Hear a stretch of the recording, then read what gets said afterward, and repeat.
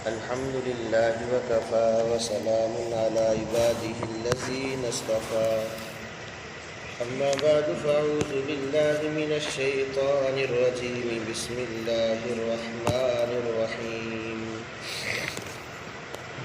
وإذ قال موسى لفتاه لا أبرح حتى أبلغ مجمع البحرين أو أمضي حقبا صدق اللہ مولانا العظیم۔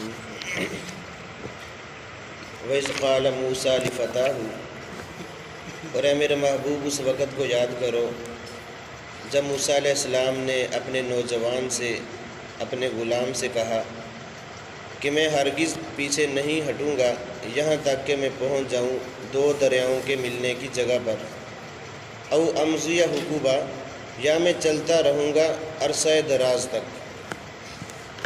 یہ سورۃ الکہف کی آیت کریمہ آپ حضرات کے سامنے پڑھی ہے۔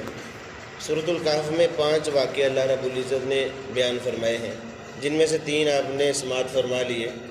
ایک تو صحاب کہف کا واقعہ گزرا ہے، دوسرا باغ والوں کا تذکرہ گزرا ہے پیچھے، اور ابھی ماقبل رکوع میں حضرت آدم علیہ السلام اور ابلیس کا تذکرہ گزرا ہے کہ ابلیس نے سجدے سے انکار کیا تو اللہ تعالیٰ نے اس کو مردود قرار دے دیا۔ اب چوتھے نمبر پر حضرت موسیٰ علیہ السلام اور خضر علیہ السلام کا واقعہ جو آج کے درس سے شروع ہو رہا ہے، یہ بھی ایک اہم واقعہ ہے سورۃ الکہف میں۔ معاملہ کچھ یوں ہوا کہ حضرت موسیٰ علیہ السلام ایک مرتبہ بنی اسرائیل میں عام مجمع کے سامنے واضح و نصیحت کر رہے تھے، اور ایسا عظیم الشان خطاب فرما رہے تھے، رقت انگیز کے لوگ رو رہے تھے، آنسو بہا رہے تھے، ایسی عجیب کیفیت تھی ان میں۔ تو ان میں سے مجمع میں سے ایک آدمی کھڑا ہوا اور موسیٰ علیہ السلام سے کہنے لگا کہ اے اللہ کے نبی، آپ سے بڑا بھی کوئی عالم ہے دنیا میں؟ تو حضرت موسیٰ علیہ السلام نے فرمایا کہ نہیں، میں ہی بڑا عالم ہوں، میرے علاوہ کوئی بڑا عالم نہیں ہے۔ بس یہ بات اللہ رب العزت کو اچھی محسوس نہ ہوئی۔ اور یاد رکھیں، یہ کوئی گناہ کی بات نہیں ہے، لیکن انبیاء علیہ السلام ایسے مقام پر پہنچے ہوئے ہوتے ہیں کہ ہلکی سی آمیزش بھی آ جائے تو اللہ تعالیٰ کو وہ بھی منظور نہیں ہوتی، جیسا کہ عام ضابطہ ہے کہ حسنات الابرار سیئات المقربین، جو نیک لوگ نیکیاں کرتے ہیں مقربین کے وہ گناہ ہوتے ہیں، یعنی وہ ایسے اعلیٰ مقام پر فائز ہوتے ہیں۔ اب موسیٰ علیہ السلام کو کہنا تو یہ چاہیے تھا کہ اللہ تعالیٰ ہی بہتر جانتے ہیں، لیکن موسیٰ علیہ السلام نے کہا کہ میں ہی بڑا عالم ہوں اور کوئی نہیں ہے۔ اور موسیٰ علیہ السلام کی بات بھی بالکل درست تھی، کوئی غلط بات نہیں تھی، کیونکہ جو وقت کا نبی ہوتا ہے وہ سب سے بڑا عالم ہوتا ہے، اور اس وقت کے نبی حضرت موسیٰ علیہ السلام ہی تھے، تو یہی سب سے بڑے عالم تھے۔ لیکن اللہ کو یہ بات منظور نہ ہوئی۔ اللہ تعالیٰ نے وحی کی موسیٰ علیہ السلام کی طرف کہ اے موسیٰ، مجمع البحرین پر ہمارا ایک بندہ ہے جو تجھ سے بھی بڑا عالم ہے، جاؤ اس کے پاس جا کر علم حاصل کرو۔ اب موسیٰ علیہ السلام پر ایک آزمائش آ گئی اور اللہ کا حکم نازل ہوا کہ جاؤ مجمع البحرین۔ مجمع البحرین کہتے 2 دریاؤں کے ملنے کی جگہ۔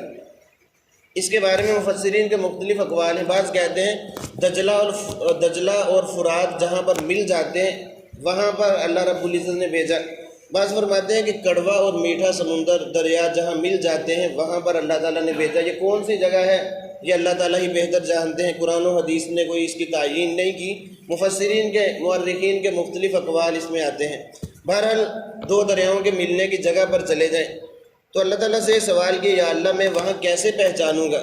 تو اللہ تعالیٰ نے فرمایا کہ موسیٰ اپنے پاس ایک مچھلی لے لو، بنی ہوئی مچھلی خوراک کھانے کے لیے، تو اس کو ایک ٹوکری میں رکھ لو، جس جگہ پر وہ مچھلی زندہ ہو کر دریا میں چلی جائے وہی وہ جگہ ہے، وہاں وہ میرا بندہ آپ کو مل جائے گا۔ اب موسیٰ علیہ السلام نے اپنے نوجوان جو اپنا خادم تھا، غلام تھا، ان کا نام قرآن نے تو کہا ہے وَإِذْ قَالَ مُوسَىٰ لِفَتَاهُ، کہ جب موسیٰ علیہ السلام نے اپنے نوجوان سے کہا، غلام سے کہا، لیکن فتح سے مراد کون ہے؟ حضرت یوشع بن نون علیہ السلام۔ یہ یوشع بن نون موسیٰ علیہ السلام کے خادم خاص تھے، لیکن بعد میں اللہ تعالیٰ نے ان کو بھی نبوت سے سرفراز فرمایا، یہ بھی نبی بن گئے، یوشع بن نون علیہ السلام۔ یہ ساتھ تھے اور ان سے فرمایا کہ ہم نے یہاں سے سفر کرنا ہے، اللہ تعالیٰ کا حکم ہو گیا، مجمع البحرین 2 دریاؤں کے ملنے کی جگہ پر ہم نے پہنچنا ہے۔ فرمایا کہ میں اس بندے کو، اللہ کے نیک بندے کو تلاش کرنا چاہتا ہوں، اگر میں تلاش نہ کر سکا فرمایا او امضی حقوبا، میں عرصہ دراز تک چلتا رہوں گا۔ حقوب کہتے ہیں 80 سال کا ہوتا ہے، یعنی میں 80 سال ان کی تلاش میں لگا دوں گا، اب میں واپس نہیں پلٹوں گا، میں یہ علم حاصل کر کے رہوں گا جو اس بندے کے پاس ہے۔ تو اللہ تعالیٰ نے موسیٰ علیہ السلام کو عطا فرمایا۔ اب موسیٰ علیہ السلام نے یہ سفر شروع کیا اپنے خادم کے ساتھ۔ اب جو بندہ جس سے ملنا تھا وہ کون تھے؟ وہ حضرت خضر علیہ السلام تھے۔ اب موسیٰ علیہ السلام بھی نبی ہیں، خضر علیہ السلام بھی نبی ہیں، لیکن دونوں میں فرق یہ ہے، موسیٰ علیہ السلام تشریعی نبی ہیں، تشریعی مطلب جن کو شریعت کا علم دیا گیا ہے، اور خضر علیہ السلام تکوینی نبی تھے، جن کو تکوین کہتے ہیں کہ کیا کچھ دنیا میں ہو رہا ہے اور کیا آگے ہونے والا ہے، یہ اللہ تعالیٰ نے خضر علیہ السلام کو علم دیا تھا۔ اب دونوں کے علم مختلف تھے، جو خضر علیہ السلام کے پاس علم تھا وہ موسیٰ علیہ السلام کے پاس نہیں تھا، اور جو موسیٰ علیہ السلام کے پاس علم تھا وہ خضر علیہ السلام کے پاس نہیں تھا۔ اب یہ خضر علیہ السلام کی ملاقات کے لیے تشریف لے کے وہاں سے سفر شروع کیا۔ اب یہ خضر علیہ السلام یہ اللہ کے نبی ہیں، ان کے بارے میں مختلف اقوال ہیں۔ ان کو خضر کیوں کہتے ہیں؟ خضر ان کو اس وجہ سے کہتے ہیں، یہ ایسے برگزیدہ بندے تھے اللہ رب العزت کے، جس جگہ پر بیٹھتے وہاں سبزہ اگاتا۔ خضر سبزے کو کہتے ہیں، خضروات سبزیوں کو کہتے ہیں عربی زبان میں۔ گنبد خضرا ہم لفظ بولتے ہیں، یعنی سبز گنبد، تو سبزے کو کہتے ہیں۔ تو خضر بھی پڑھ سکتے ہیں، خضر بھی پڑھ سکتے ہیں، دونوں نام۔ تو ان کو خضر اس وجہ سے کہتے ہیں کہ جہاں یہ قدم رکھتے یا جہاں بیٹھ کر اٹھتے وہاں اللہ کی قدرت سے سبزہ اگاتا، اس لیے ان کو خضر کہتے ہیں۔ اب یہ آج بھی زندہ ہے یا نہیں، اس کے بارے میں بھی مفسرین کے دو اقوال ہیں، لیکن قرآن و حدیث سے کوئی حتمی فیصلہ معلوم نہیں ہوتا۔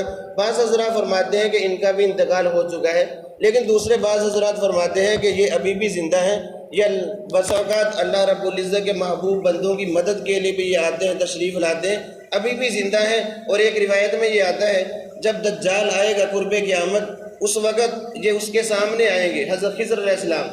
اب یہ جو دجال ہے ان کو اپنے دین کی طرف بلائے گا، کہے گا کہ مجھے خدا مانو، یہ فرمائیں گے کہ تو کانا دجال کافر ہے، میں تجھے خدا نہیں مانتا۔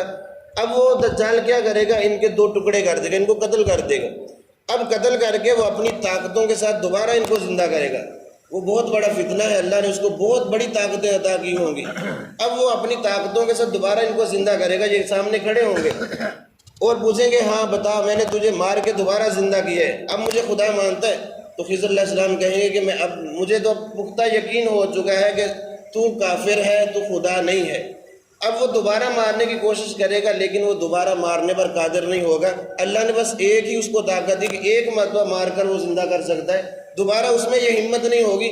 تو فرمائے کہ اب یہ ایک روایت آتی ہے کہ اس وقت بھی خضر علیہ السلام تشریف لائیں گے، ابھی کہاں ہے یہ کسی کو پتہ نہیں ہے، نہ ہی ان کے بارے میں چھان بین کرنے کی ضرورت ہے۔ جس بات کو اللہ تعالیٰ اور اس کے رسول نے مبہم رکھا ہے، ہمیں بھی اس کو پریدنے کی ضرورت نہیں ہے۔ اب یہ خضر علیہ السلام اللہ کے برگزیدہ بندے تھے، جن کی ملاقات کے لیے موسیٰ علیہ السلام نے اپنے خادم کے ساتھ سفر کیا۔